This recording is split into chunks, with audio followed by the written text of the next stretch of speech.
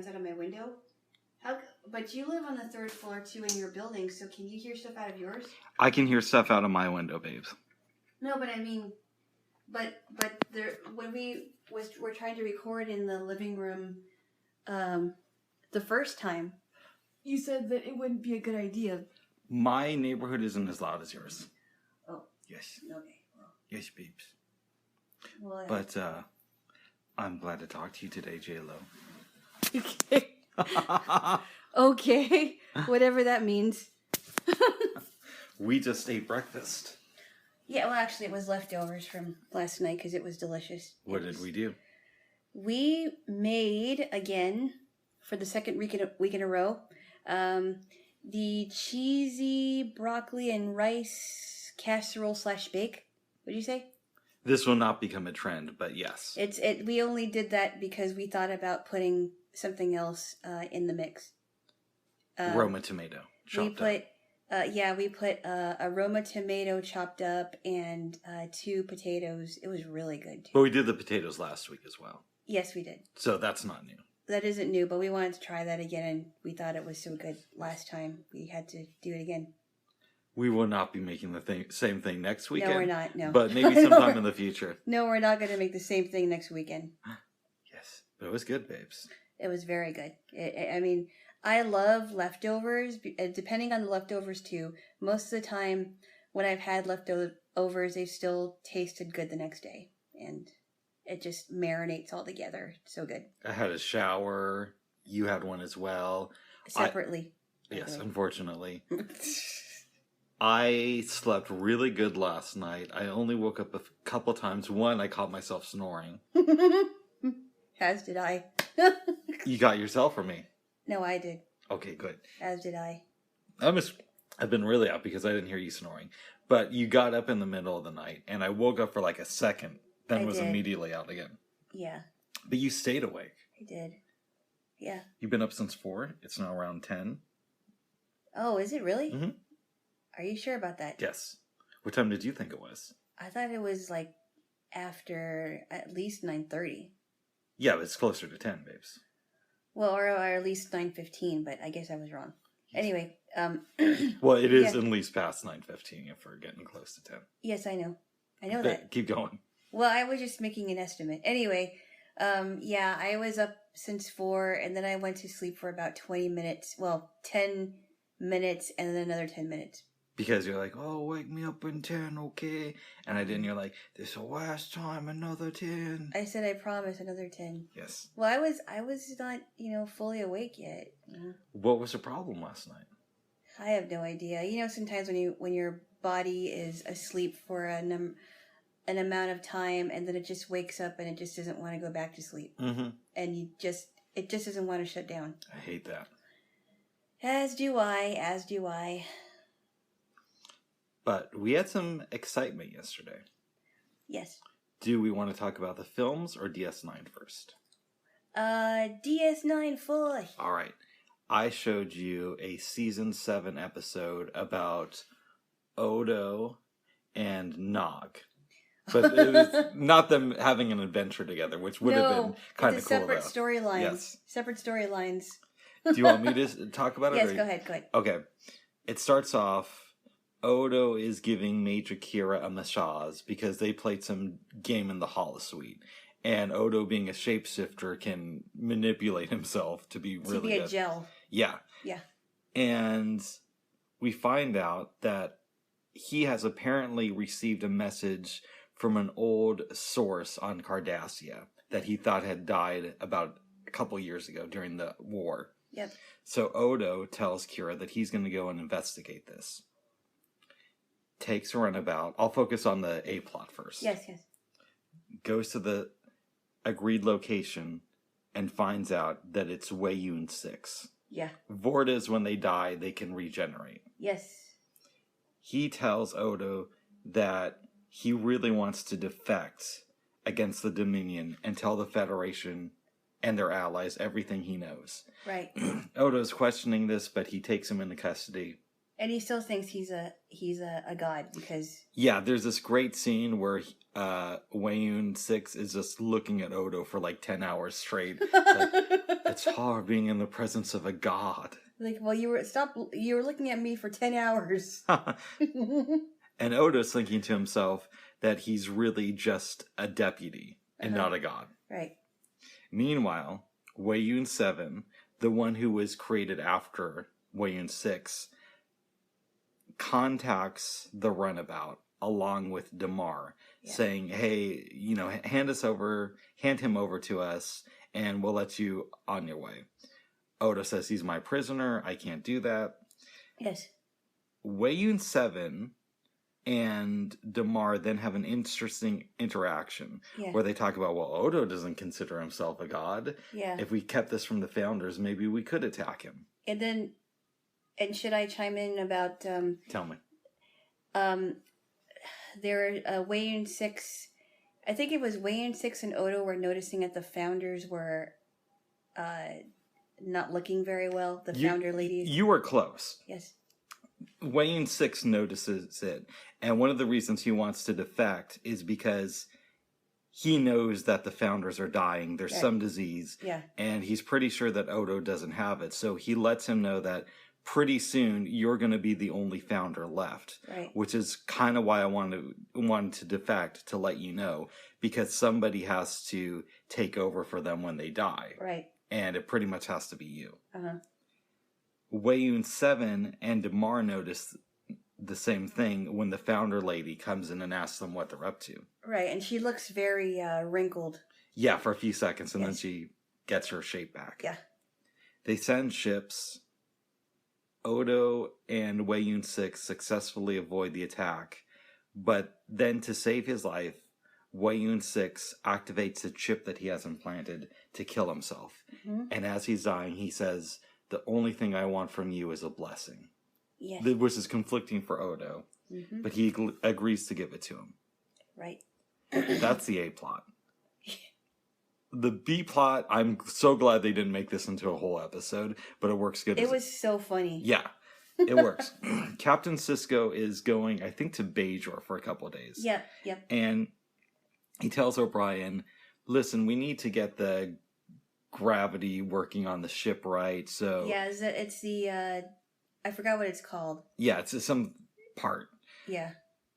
So you gotta fix this, bro, while I'm gone. Yeah. He leaves. Nog says, hey, Chief, let me do some finagling on your behalf and see if I can help you get this part a little bit early. So he does so, and he tells the Chief later on, I'm having some trouble. I need your authorization code so I can, make order changes on your commands. On your behalf, yes. O'Brien reluctantly agrees. Colonel Kira gets really pissed off because he sees that the captain's desk is missing. Well, there's more stuff missing, too. There is, but it started with that. The desk, yeah. It's like, why? Like, I want the captain's desk back here. Now. He talks to Nog, who says, there's somebody out there who takes pictures behind famous captains' desks. And because of the war, he's having trouble doing this, so... I lent him the desk. He's going to give us this part that we don't need, but we can trade it with this person for another part we don't need, but we can trade it with that person for the part that we need. The part we need. Yes. Yes. Somehow, Martok gets involved because Nog has to take his blood wine. And he's missing 8 cases of blood wine. No. What? 16 cases that his wife sent him. 16 cases of blood wine that his wife sent him. Yes. I thought it was 8 cases. No, it's 16. That's a lot of cases. I believe it's 16. Anyways. Okay. Nog also takes a runabout away from the station. So now O'Brien's feeling screwed because Sisko's coming back in hours. There's no sign of Nog. Yes.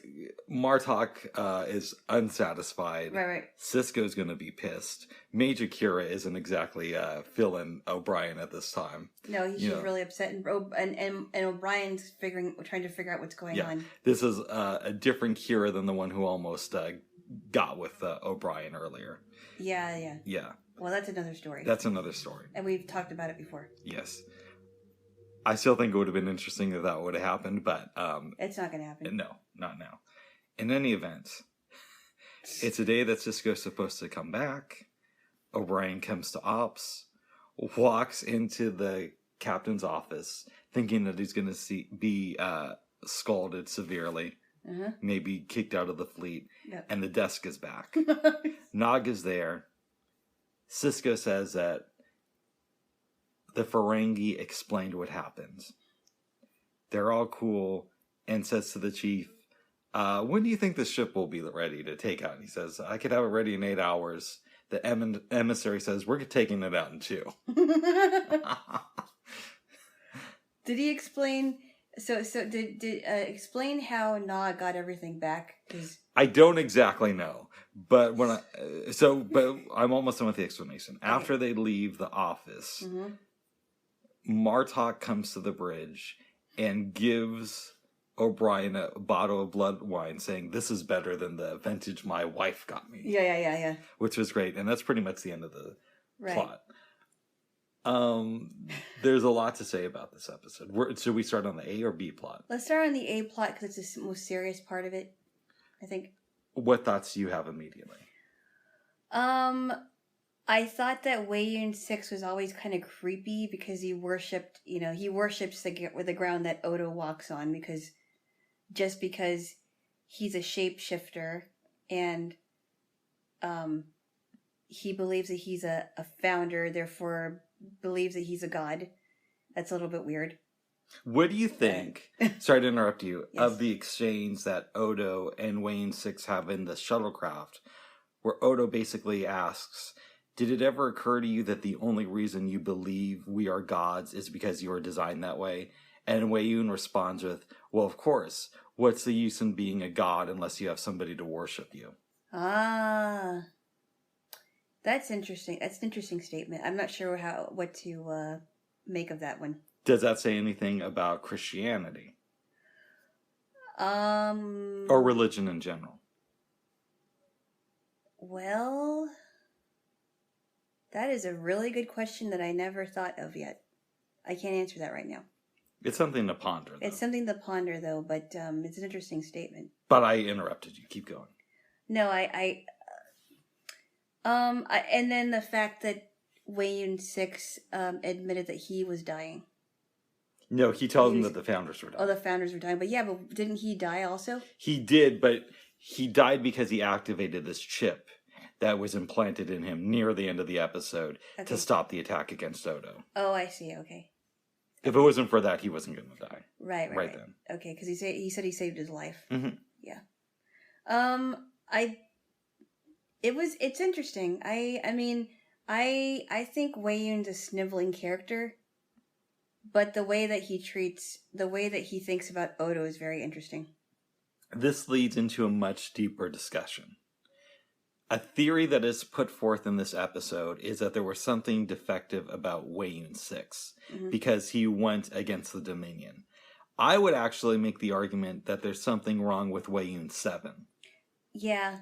So Weiyun 6, yes, he goes against the Dominion, but he does it because the information he has leads him to the conclusion that if he doesn't do it now, then all of the founders are going to die. Yes. Weiyun 7 agrees to attack a shuttlecraft that he knows has a founder on board. What do you think of that? I have no comment. Okay. Because I can't think of anything at the moment. That's my theory. Okay. You could be right about that. Mm-hmm. Well, shows like these are open to interpretation. What does this episode teach us, or maybe tell us, about being a reluctant spiritual figure? Well,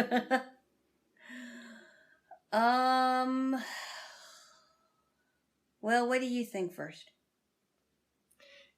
It's the reason I ask you is because it's complicated to me because I have not done as much biblical study as you have. Right. But I'm assuming that there were people who were looked at as gods or at least prophets who didn't see themselves that way and who fought back against that because they didn't want to be considered above their fellow man. Not necessarily. Okay. Here's how I think about this. If you're comparing it to biblical stuff, Okay. And it doesn't have to be Jesus. It could be like Moses. Well, I'm going to explain that. All right. I was just trying to give you some more context, but keep going. I was going to explain it in context. Go ahead. Well, there were people during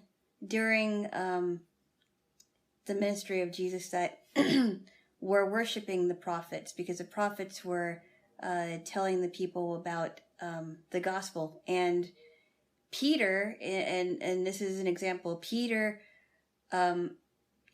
was in effect in a way being worshipped by some of the people, and he said, "Nope, I'm just a man. Don't worship me. I'm just telling you what I'm supposed to tell you." So he didn't want to consider himself a god or anything like that. He was just a man that was preaching to the people, and it's not quite like this. But when I think about that, let me reframe it a little bit.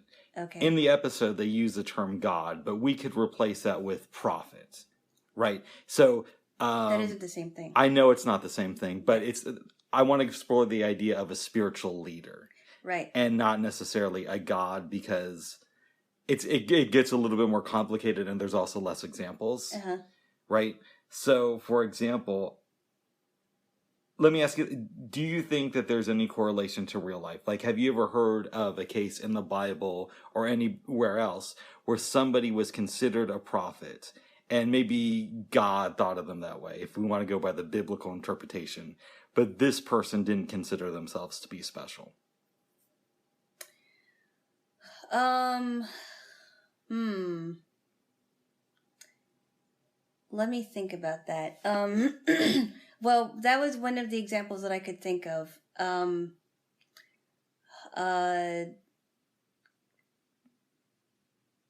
If the answer is no, that's fine. I can't really pinpoint something. I mean, the only thing I could come close to is the example I gave about Peter. Okay. I guess let me ask you a similar question. How do you like the way that Odo responded to Wayun 6? Yes, I do. What would you do in the same situation he was in? Not exactly, because we're not on Star Trek and you can't change shapes. But let's say somebody thought of you as a god and was dying, then asked for your blessing. I would be very reluctant to do that, just because I wouldn't have thought of myself as a quote unquote god. Do you agree with Odo's decision? Because he gives him the blessing, but beforehand he says, "I'm really not a god." But Wayun 6 believes this, and Odo isn't going to change his mind. Well, I guess it seemed like Odo was kind of stuck between a rock and a hard place. I mean, after all, Wayun 6 did save his life. Even though Odo didn't think of himself as a god, that that the way that Wayun 6 did, but I don't know what I would do in that situation, but maybe it was okay for Odo to do do it that one time for Wayun 6 to make him feel that satisfaction. I don't know. Just don't make it a habit. Don't make it a habit. Just do it once, right? Go to Major Cura and say, "I give you my blessing to have sex with a god," or anything. Weirdo. I know. You are. You are. Oh, what ifs? What does this film teach us about going against our own beliefs? I guess, like, if you were faced with a decision like that would have to compromise your own beliefs, would you do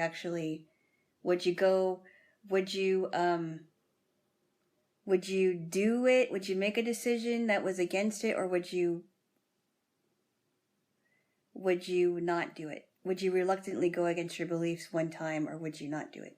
In a way, both the A and the B plot deal with this. Yeah. Because obviously we know the A plot, Wayun defects, and in my mind it's kind of more gray on which Wayun was defective, but they both go against their own beliefs in a way, right?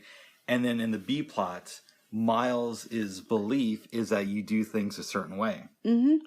You want to get some blanket. Okay. And he lets Nog question that. Now, in Miles' case, it turns out a little bit better, I would argue. It turns out way better Yes. than it could have. Because he had no idea what Nog was going to do or how he was going to get the stuff. And we don't know where he went to on the runabout. I kind of like that they leave it vague. I thought it was really funny, though. Yeah. Because I thought, oh, is that Nog being mischievous again? It was really funny.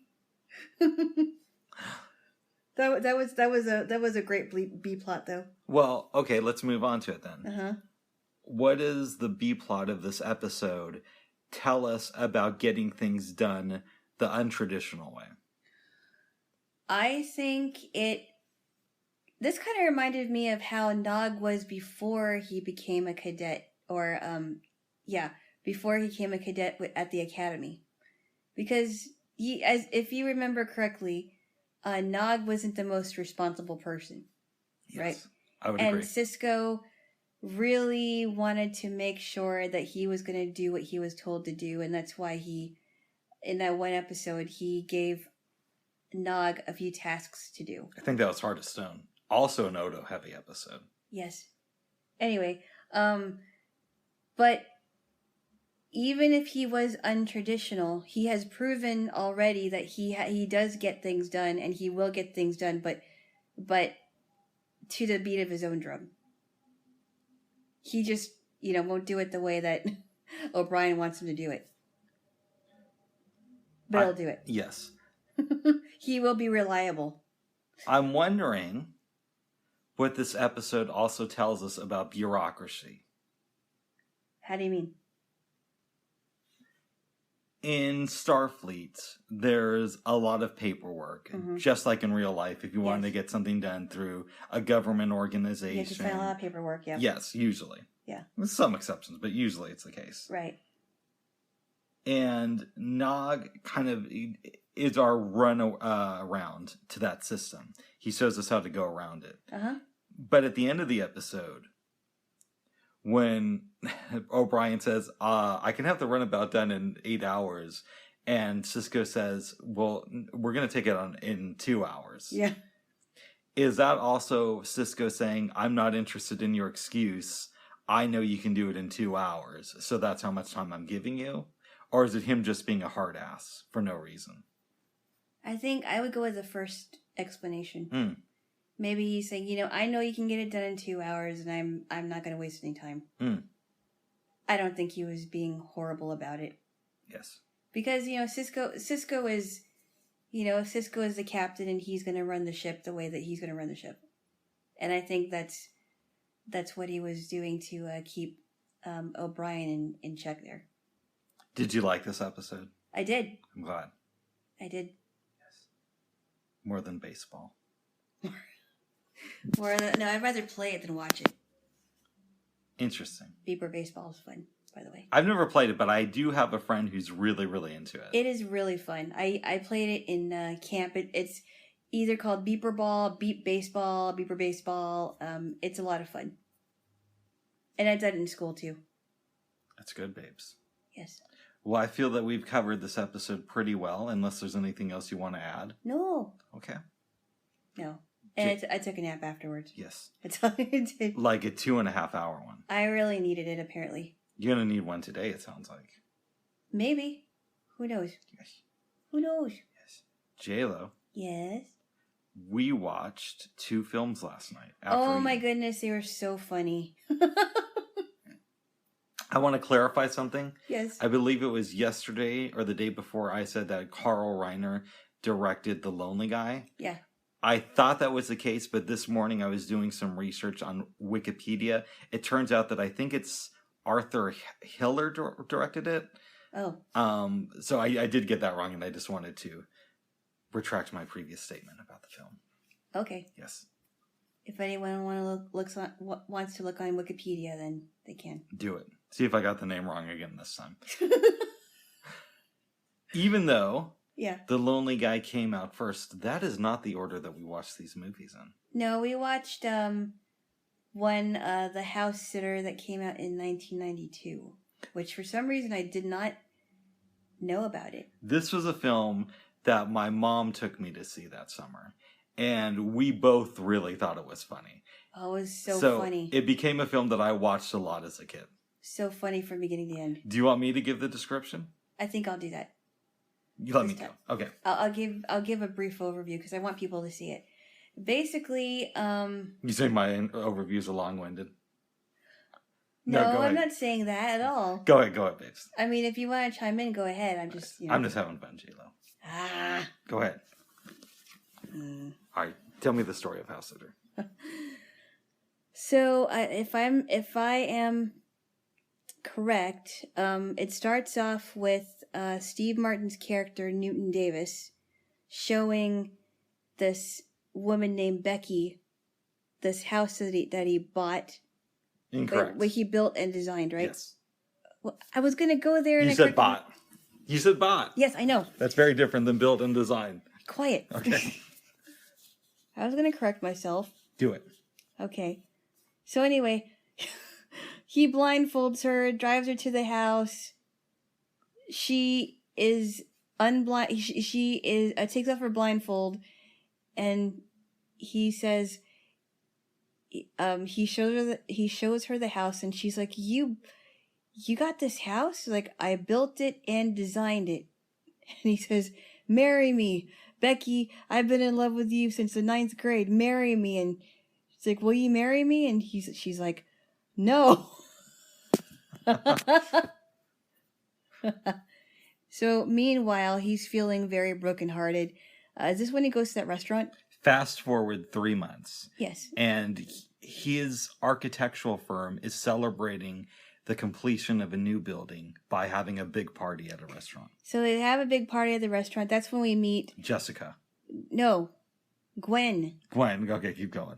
We haven't gotten to Jessica yet. We meet Gwen, Goldie Hawn, who says that she is she talks with a Hungarian accent, and it's implied that she's Hungarian. Chime in, please, if you would. Everybody is sort of enjoying themselves. Some of Davis's friends say he needs to get laid. He makes a fool of himself in front of the boss. The restaurant clears out. Davis is still there drawing a picture of the house, and he's kind of condescending to Gwen, saying, Gwen, where should we go to going out? He tells her about the house. And he finds out also that she speaks English. Right. But before he discovers that, he's explaining about the house. He steps outside. Then he looks over and he sees Gwen talking to somebody in English. He goes over to her. They start to conversate. He says, why don't we walk to your place? She explains that it's really close, but they walk for a while. They walk for a while and then get back to where they... Yes, back where they started, because she lives above the restaurant. So anyway, they go to her apartment. She says she's going to be in Boston for 3 weeks, I think it is. She said that she moved to Boston. She moved to Boston about 3 weeks ago. And she doesn't have a phone. And he tells her about the house that he built and designed for Becky.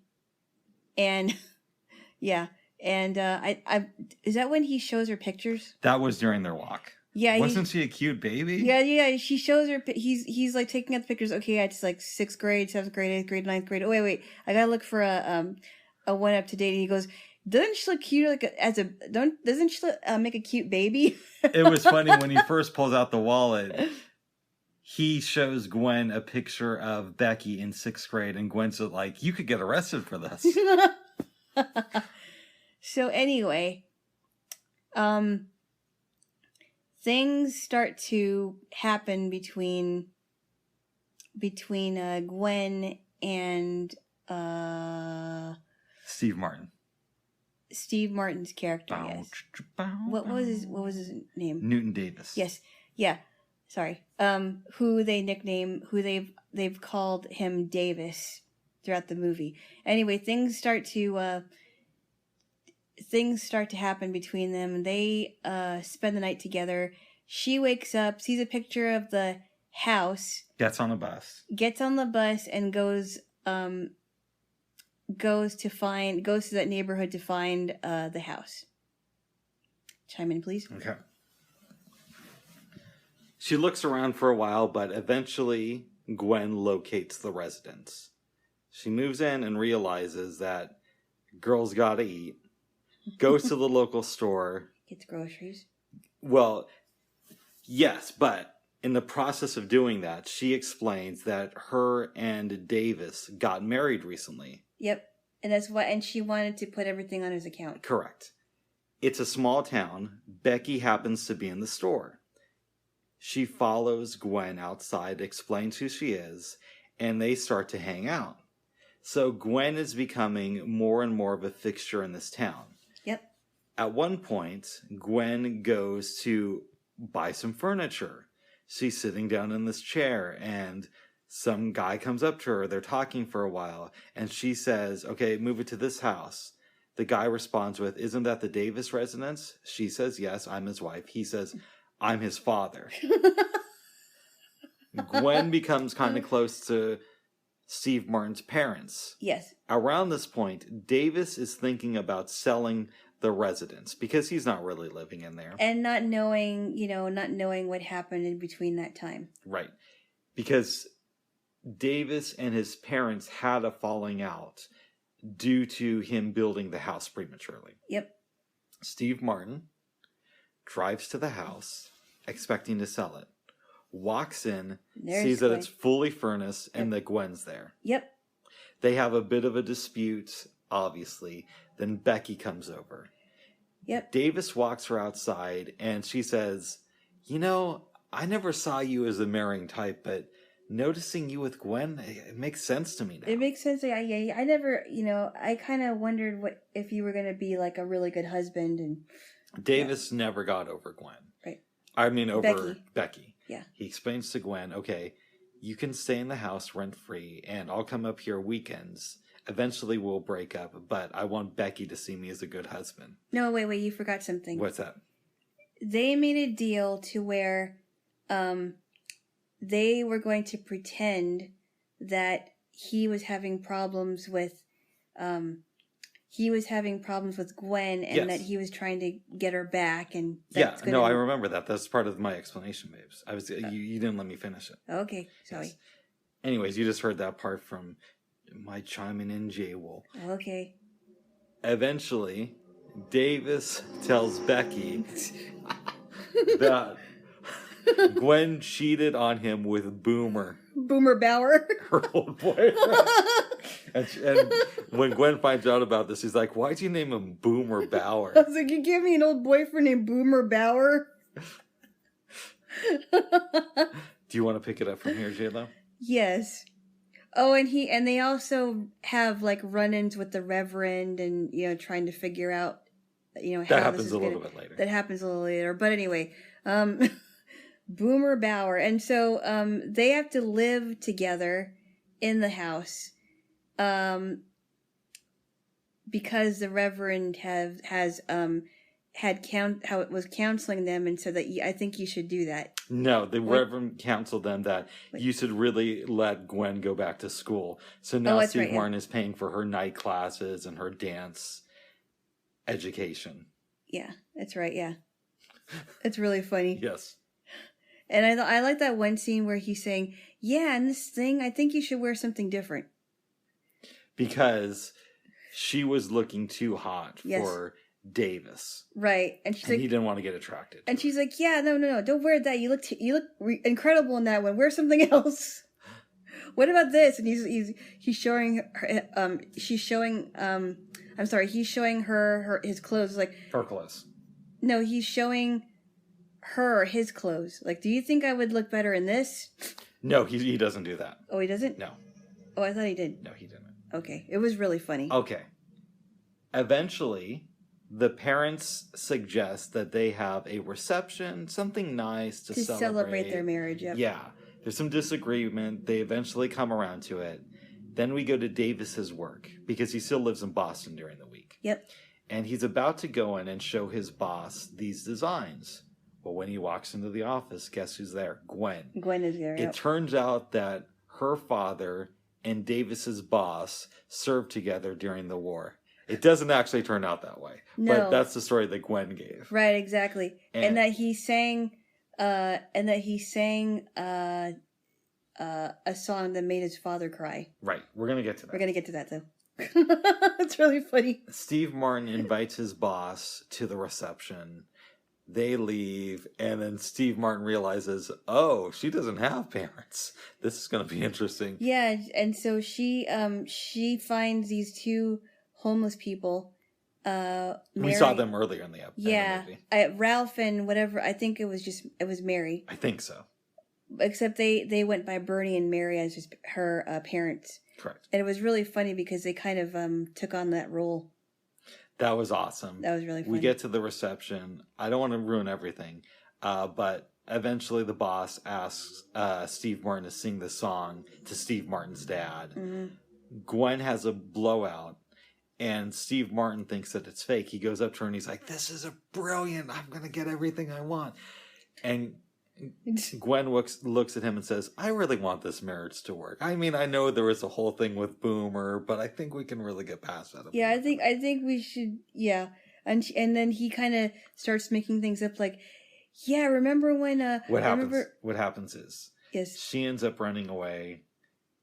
Becky comes out and says, "Was any of that stuff true?" And he says, "It was all true." Yeah, it was all true. He goes to the bus station because Davis has realized that he wants Gwen in his life. Yep. They're talking. Then she starts to go on the train. Then he stops the doors from closing and tells this made-up story about, "Remember the time I had myself sent to you on Valentine's Day and on your birthday, and it went to the wrong apartment, and this woman called me a gift wrap pervert or something like." They build a house for her parents, go into the house, and that's the end of the movie. Yeah, there's more details in there, but we want you guys to watch it. Yes.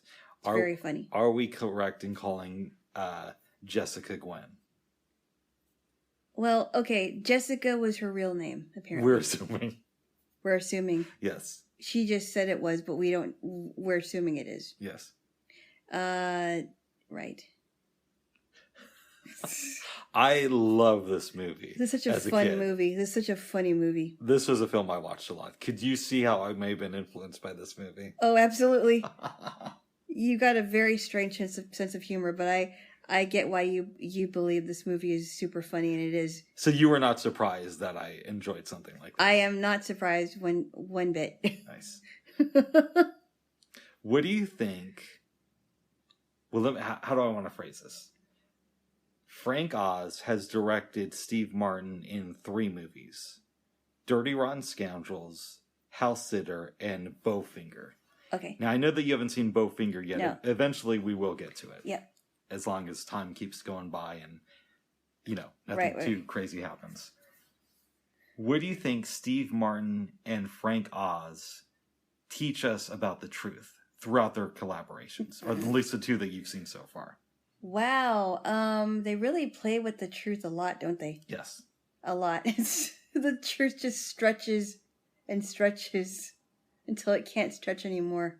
Or they try to make it stretch longer. It's just really funny how it is, though. Do you think that they are trying to tell us that truth is not important? No. What do you think they're trying to tell us? I think they're trying to tell us that the more you lie, the lies get bigger and bigger and bigger until you don't know what the truth is. But let's look at this kind of in a different way. Okay. Freddie, Steve Martin's character from Dirty Rotten Scoundrels. Yes. It seems like he gets what he wants at the end. He gets to stay in Europe. He can still learn from Michael Caine and maybe go out on his own one day. And who knows what's going to happen between him and Janet. Mm-hmm. That's kind of left ambiguous. Yeah. In this movie, Newton Davis doesn't get what he initially wants. He doesn't end up with Becky. Which I really wanted him to end up with Becky. I actually did too. I wanted them to be together. Right. There's a few flaws in this movie, but... Not very many. Not very many, but he eventually finds the person that he thinks is best suited for him. Uh-huh. So... in both cases, you have Steve Martin in Frank Oz films playing somebody who is stretching the truth, to put it kindly, and yet they get what they want. Right. In both movies. In both movies, yeah. What do you think that is supposed to mean? What are we supposed to glean from that as the audience? I still go with my first theory that you can lie and lie and lie, and, you know, I know stretching the truth is putting it kindly, but you're basically lying and making one little lie into a bigger lie. And the more the lies come, the bigger they get, and you can almost believe that that's true. But it's not. But it isn't true. Yeah. Do you think that Davis and Gwen end up happy for the long term? Or are they divorced now with a couple kids? Or did they even make it to the altar? I don't think they make it to the altar, honestly. Mm. Because of all the lies that she told, and, you know, I mean, I know that he's kind of hilariously fell into that trap, but I don't think that they make it. Where do you think Davis is now? Maybe he realizes that Becky was really the one for him and goes for her instead. Does he confess all of this to Becky, or does he keep it somewhat of a secret? Maybe he waits years later and confesses it to her. Maybe not right away. Do you think they're happy now? I would hope so. Who knows? We'll never know. Unless there's a sequel. There's not, unfortunately. There is not a sequel. I would love to see a sequel to this movie. Really? I would want to know where these characters are now. Right. But something tells me if you were to do it honestly, it would be more of a drama than a comedy. Ah. Does this film teach us anything about corporate America? Corporate America? Like, yes. What do you mean? Okay. Near the beginning, during the party for the new building that his company just finished, Davis goes up to his boss and explains that, the building is great, but it's a little bit boring. Right. Shouldn't we be innovating? And his boss kind of brushes him off. When Gwen comes and spreads the lie of their marriage, the boss gets excited. The boss comes to their house and sees the lie grow and grow, and as a result gives Davis a promotion. So when Davis is honest and is pushing the boundaries, he doesn't get anything except blown off. Right. When he goes into the lie, he gets a promotion and praise from his boss. Right. That's really interesting. That's real. I don't know what to say about that. What do you think about it? I think it teaches us that if you're going to be part of the system, you have to sacrifice the truth on occasion.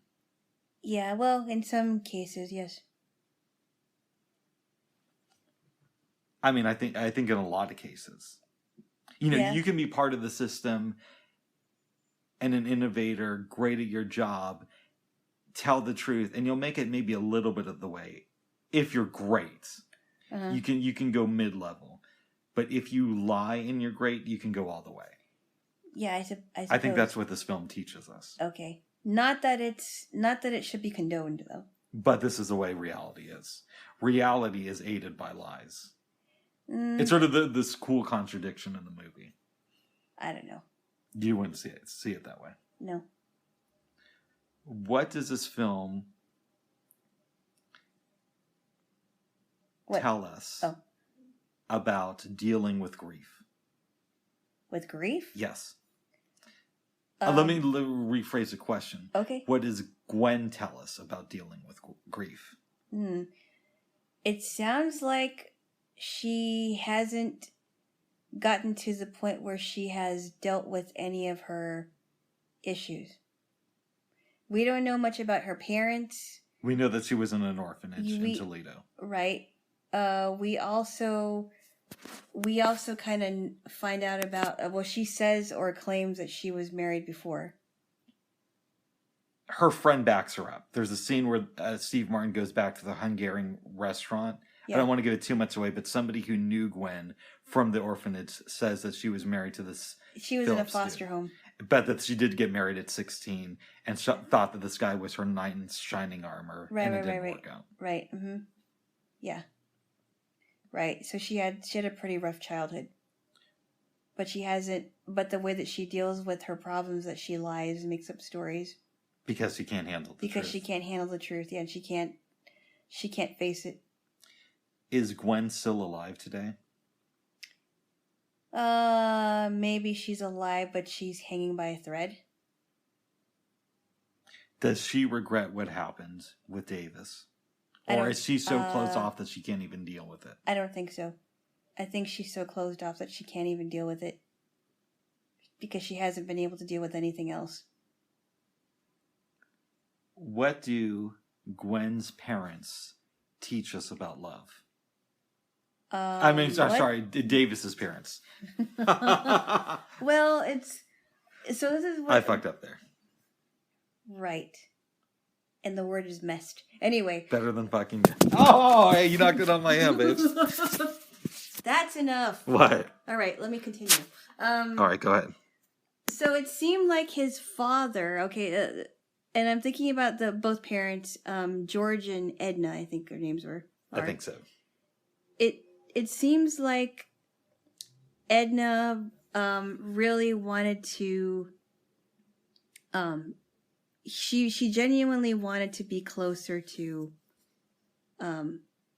What's his name? To Newton, like she seemed like a nice. Both of them did. And yeah, they seemed like nice parents. But it seemed like his father was like, well, you better get your act together.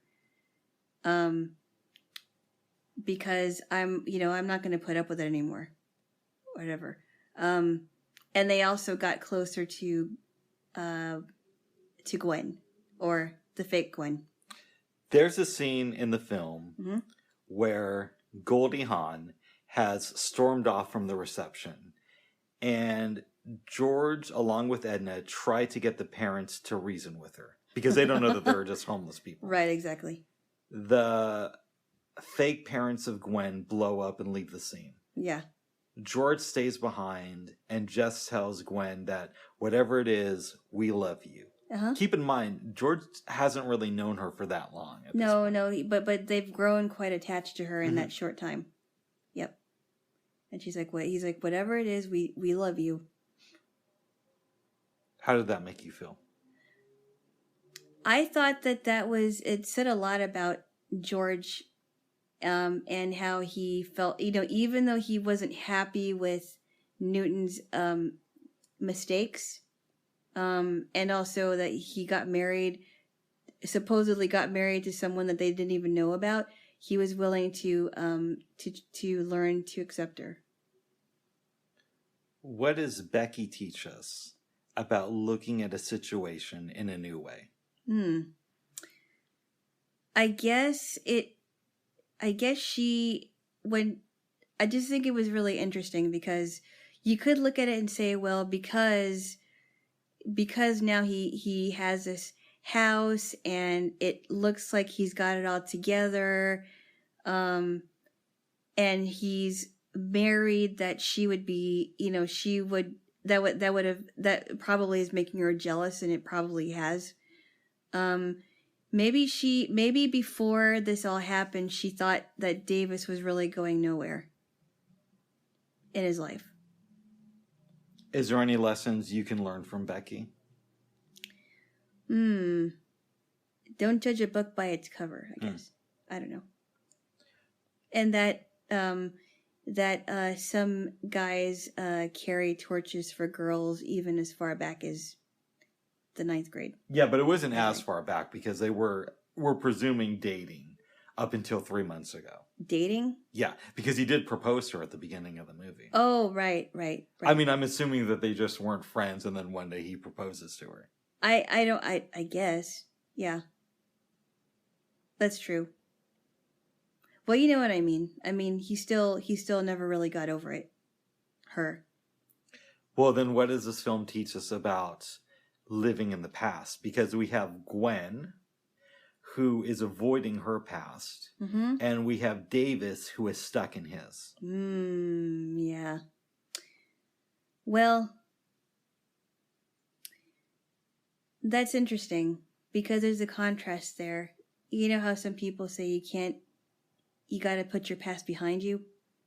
And it's like, it's, the past is the past, and then you have to look forward. But some people have a lot of regrets in their past, and they can't deal with it. I think it says a lot about regret. It's this weird duality. It is. Because Davis needs to put the past behind him, but Gwen has to look at the past before she can move on past it. Yeah. And she hasn't dealt with his past, and he won't let go of his. Right. She hasn't dealt with her past. And he won't let go of his past. Yes. But some people are just stuck in the past, and they can't go forward. Yeah. They can't move on. We already know, I think this is a classic movie. So funny. That I'm shocked that more people don't discuss today. Huh. Because you never heard about it before, did you? I don't think I have. No. And I've seen a few Goldie Hawn movies. And Steve Martin movies, of course. But I did not remember this one. Unfortunately, they did collaborate again in the film The Out of Towners, which is not that good. It's a remake of an old Jack Lemmon movie. Oh. And I haven't seen the original, but I saw their version of it, and it's just not that good. Really? But this film, I think, is a classic. No, it's really funny, and she just plays Gwen so well. I want to know, Jaylo. What? You started to giggle. No, just the way that you said it. Okay. Would you recommend this movie to anybody? Oh, of course. Super funny. The storyline is great. Cast of characters are they just work together, including the fake parents of Gwen. Yes. And they really play it well. They really try to play like they are her parents, which they're not.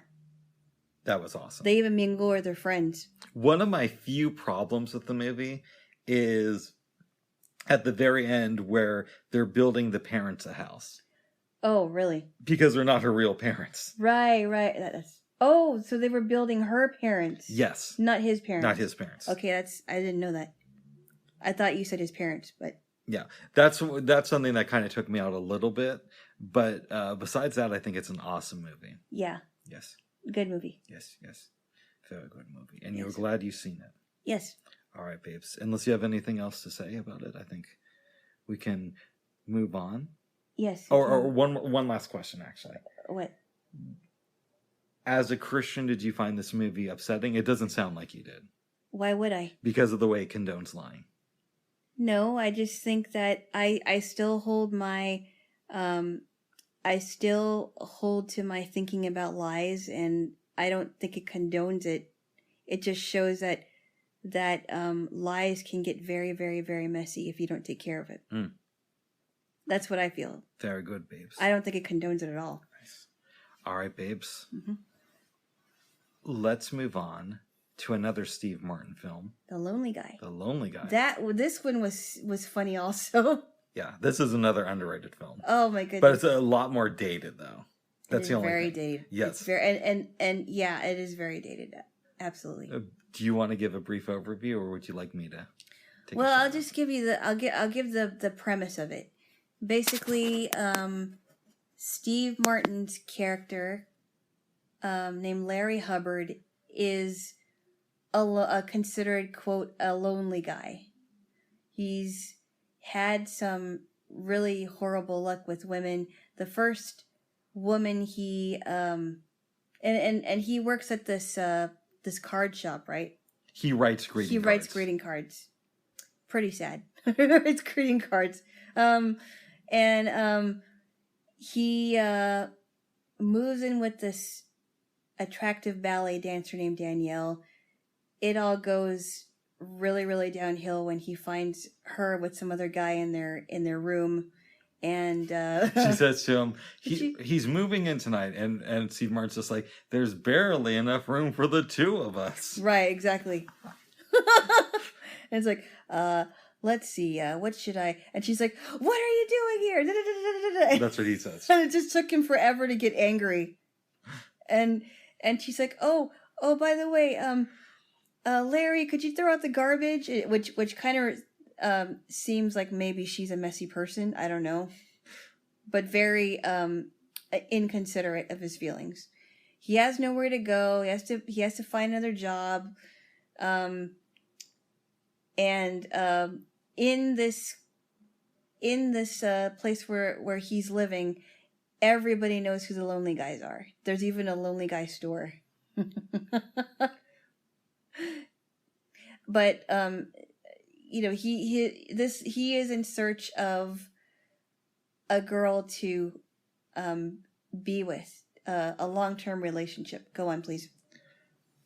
Before we get to the woman of his dreams, I also want to say, even though I think he's probably a horrible person, Charles Grodin plays his friend in this movie. Why would you think he's a horrible person? Because I saw a CNBC talk show a lot, and he does seem like one of these people who gets upset over everything. Oh, I see. And probably has a big ego. But he is good in this movie. Okay. As Larry's friend, Warren, who is also a lonely guy. Yes.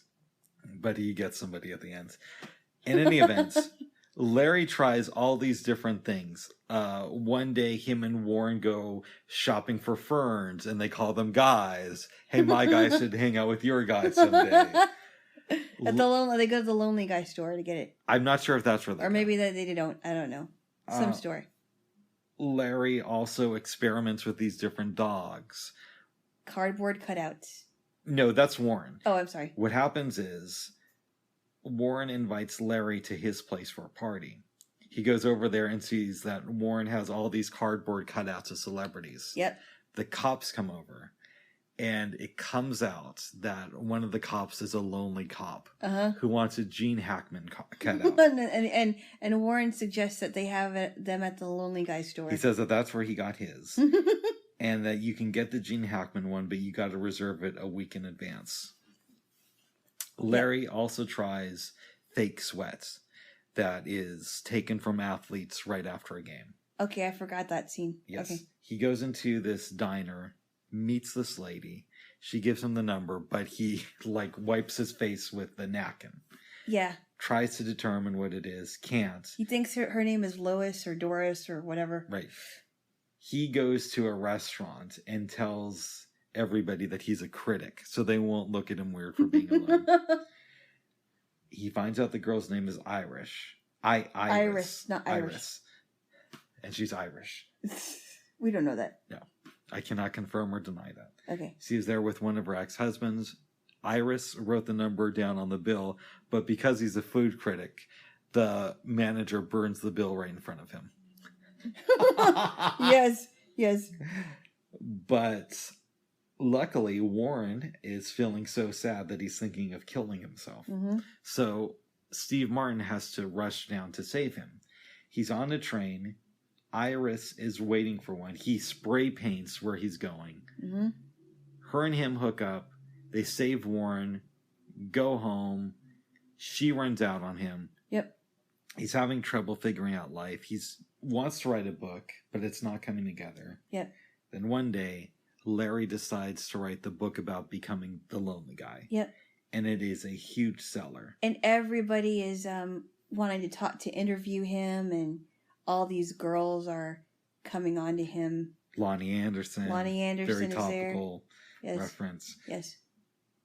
Eventually, he throws this party, and Iris comes over.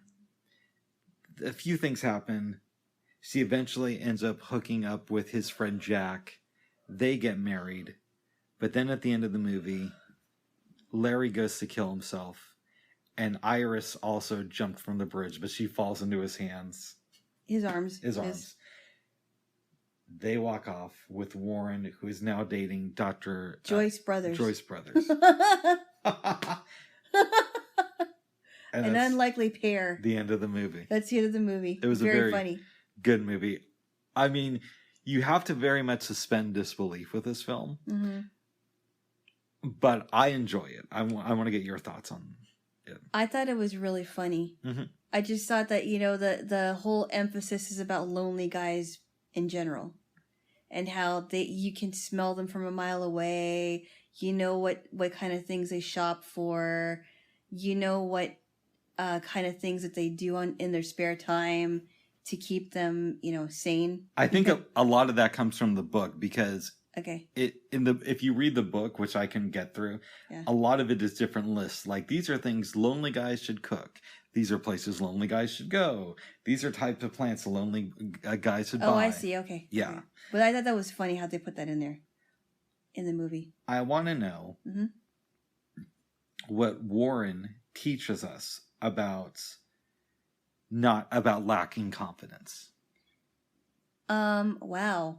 He's an interesting guy. I think he's a pretty helpful friend to Larry, but he's got his own things to deal with, and he's just not confident. He can't talk to women. There's a great scene in the party sequence where everybody's having a good time, really enjoying themselves. And Larry checks up on Warren, who I think is in Larry's bedroom, either watching Star Wars or playing a video game. Yeah. I always get a little bit sad during that scene. Because it's like, there's this huge party that Warren could be a part of. And yet he's just staying in a room. He doesn't want anything. He doesn't want to do... Yeah, I know. He's like, he doesn't want to mingle with the people. So is Warren's loneliness his fault or the fault of society? Maybe it is his fault. Do you think that he's clinically depressed? It's possible. Very possible. I don't know, but it's possible that he is. What does Iris teach us about commitment issues? Oh, yeah. She's got major commitment issues. Like, it seemed to me like she never had, like, a real serious relationship. She's been married by the end of this movie 7 times. And she's only 30. Yeah, it's like, you've been married 6 times. And then she gets hitched with Jack near the end of the film. Right. Because she's in love with Larry. Because she's like, yeah, she married him because she loves me. So it's kind of, I mean, her perception of how relationships is very, very warped. Because of her issues with men, her commitment issues, and, how to keep a relationship together. It's very warped. Do you think that her and Larry last?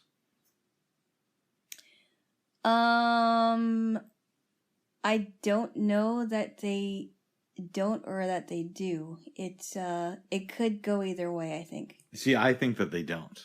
I don't think they do either, but I think Larry eventually ends up leaving her because he's just so hard to be with. Right. I mean, so mentally unstable. I want to get a sense from you, babe. Is Larry still a successful writer, or is the Lonely Guy book his only success in the writing field? I'd like to think that he becomes more successful. I think that he could write a memoir. Yeah. About his time with Iris, or about his childhood. Right, exactly. Or how, going forward after leaving, if he does leave Iris. Yes. Yeah, I think you might be right about that. I don't think they last very long. I don't think they can. No, they can't, because she can't be in a stable relationship. She doesn't know how. No. I enjoy this movie a lot. I'm glad you liked it. It was very good. Yes. I'm trying to think of any more questions, but I can't really come up with them. I can't either. Would you recommend this film to people? Yes, I would. I do think, compared to House Sitter, I think House Sitter is much funnier. Yeah, and it's more, oddly enough, more realistic to me. More realistic, but the Lonely Guy is a different kind of funny. Yeah. Kind of sad, but kind of funny at the same time. Some movies you just have to, go with it. Right. It's all you can do is run with it. Yeah, and it makes sense in the reality that it's based in. Right. Yes. So go rent The Lonely Guy. I remember one Christmas, babes. Yes. My sister bought me a copy of The Lonely Guy and Dead Men Don't Wear Plaid. Oh, wow. Okay. Which you still haven't seen. No, did you like that one, though? I liked it as a kid. Mm-hmm. I would be curious to see how it holds up today. Oh, really? Yeah. Okay. Because I wasn't as critical of films then as I am now. Right. Yes. Right. But one day, babes, we shall watch Dead Men Don't Wear Plaid. But not But today. did you enjoy that one? It was interesting. I liked it at the time. Okay. Yes. Jaylo. Yes. One last question about The Lonely Guy. Yes. Would you recommend it to anybody? I just said yes. You did? I did. Was I zoned out? Yes, you were, because you asked me twice. Okay, I said yes, I would. I don't know what I've been smoking this morning. You didn't. Okay. Maybe you're so sleepy. That's possible. Well, recommend it to them twice because I asked you twice. Yes. Yes. The Lonely Guy and House Sitter, very good movies. Good. I give them a 2 thumbs up. Very good. I would too. Each. Yes. 2 thumbs up each. What are we going to be doing next weekend, babes? We figured out what we're going to do for Friday. I'm not sure about Saturday. Friday, I suggested that we have another Christina Ricci double feature where we see the movie Pecker, and I also show you Casper, which is I think it's a fun movie. I had suggested making it a Ricci weekend, and on Saturday I show you Prozac Nation and Buffalo 66, but you thought that might be too much Ricci for one weekend. Too much Ricci. Yes. Which is fair. Too much preachy Ricci. Preachy Ricci. It'll be too much too preachy to watch Ricci. No, okay. I'm just kidding. Oh my goodness. Anyway, no. Yes. But we'll come up with something, babes. Might be overkill. Oh. No. I think she's cool, but you already know that. No. She's done some great movies. Yeah. I mean, I've seen a whole bunch of her movies, and for the most part, the ones that I've seen were really good. Did you have any dreams last night? I did not. I had a dream, but it involves people in my family, so I don't think I should say it here. Did you? You don't think so? Relatives had moved back to town, and I was on my way to see them, but they moved very, very far away. So the dream was basically about my journey there. Okay, see, that's fine. That's a quick reference. Yeah, and you said you don't know exactly where they were, but they were far away. Yes, but still living in Portland. Wow. Yes. Okay. Alana Jaylo. Yes. Is there anything else you want to discuss? I don't think so. I do not think so. Very good, babes. Well, in that case, you should give me a kiss. Oh, really? Why? Because I said okay. Okay. And, yeah. Oh, by the way, real quick, I almost forgot to ask you. Yes. What did you think, because I know you're Filipino, yeah, of the what does it do? bombers who were arrested in Myanmar for the church bombing that was done a couple of years ago? This happened this last week. I did not even know about the church bombing 2 years ago. I think it was 2 or 3, but I didn't even hear about that. Okay, so we know what you think about that. Okay, I don't know. I would have to talk to my family about it. All right, very good. Well, we should end this with the kiss then. We just did. I don't remember that. Oh my goodness. Would you recommend the little guy? Oh. I can kiss. All right, Jaylo. All right. Till next time. Till next time. Bye-bye. Bye-bye.